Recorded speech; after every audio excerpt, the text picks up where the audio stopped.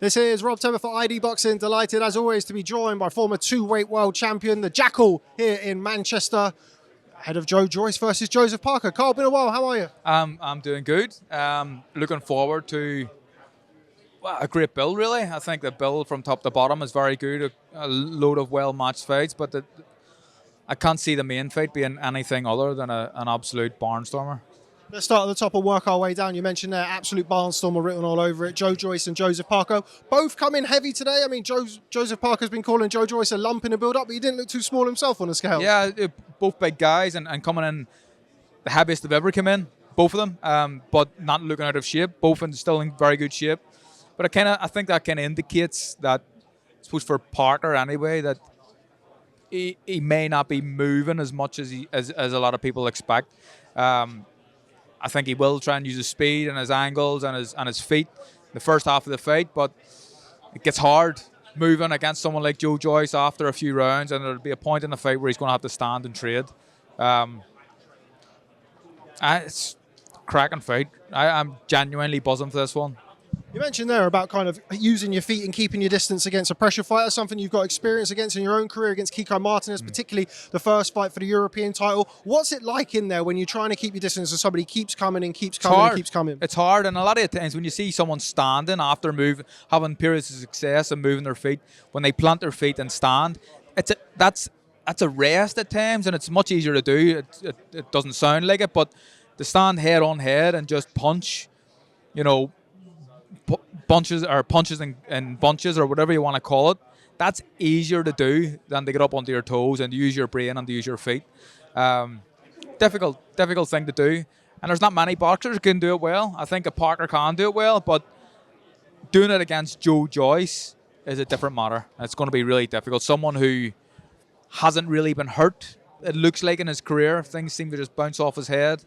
And just super fit.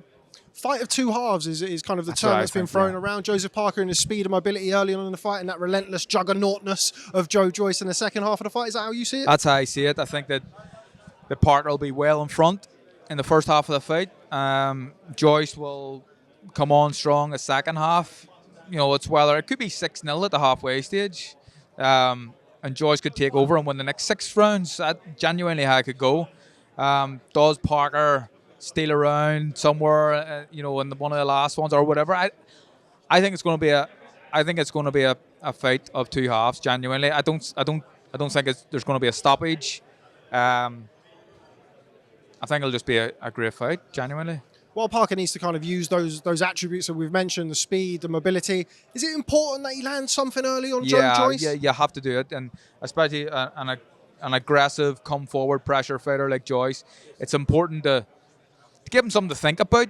If you're landing shots and they're not really having much of an effect, this guy will just continue to do it. But if he gets a reaction off Joe, which not many people can, then he'll start to think twice about just jumping in. Whereas in previous fights he hasn't, and he's just wore people down. So really important that he does it. I think actually trying to relate it to one of my own fights, it was the Santa Cruz fight when I hurt him in the second round. It was that the game plan going in was to impose your strength and make sure you nail him at the start, and I was able to do that. So I think it's important for Joe I keep calling him Joe Parker I'm talking about. I think it's important for him to show Joyce that he can hurt him. Elsewhere on the undercard, Magnesi, Cacace, brilliant fight written all over. Antwi Cacace, of course, somebody that you know very, very well. Massive opportunity for him here against Magnesi.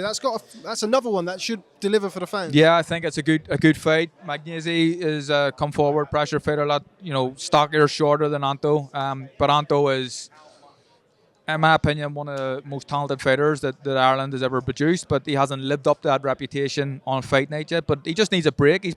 I thought for a while I was the unluckiest boxer on the planet, but I think Antwi Cacace trumps me. He just needs a break, and this could be the one for him. It's a huge shop window for him and everybody else on the undercard. I think it's going to be a good fight, but I expect Antwi Cacace to come out on top. Final one for the undercard, Sami Antwi versus Essuman. That's another fight that's really well matched for this one. How do you see that? Another good fight, and it's kind of went under the radar, I suppose, because of how big the main event is.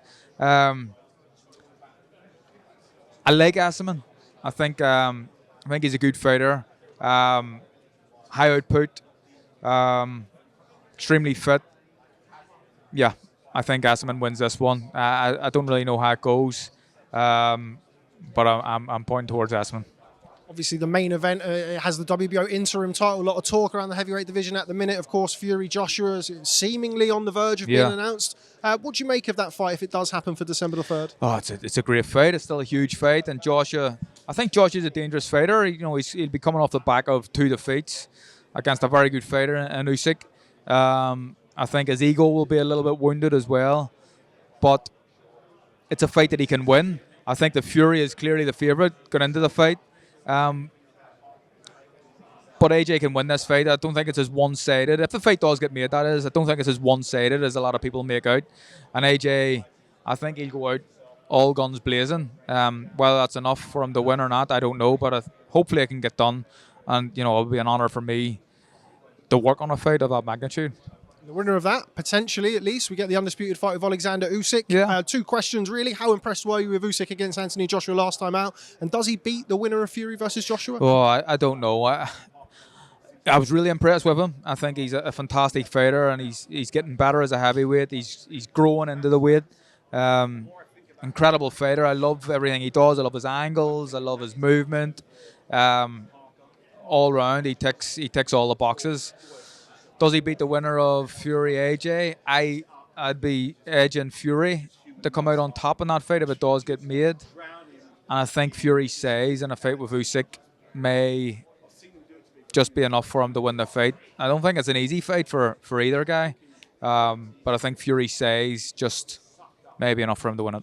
Final one on the main event. I'm going to ask you, it's prediction time, Carl. If I gave you one of my pounds, you'd have to worry about losing your own money. One of my pounds, Who are you putting it on?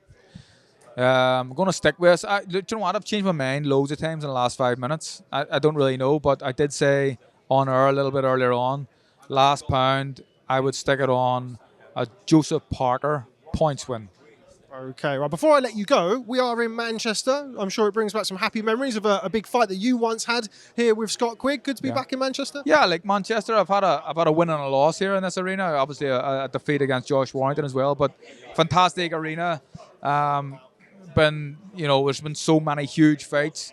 Ricky Hatton is the king of Manchester and was definitely the king of this arena. But this kind of, you need a big fight to fill.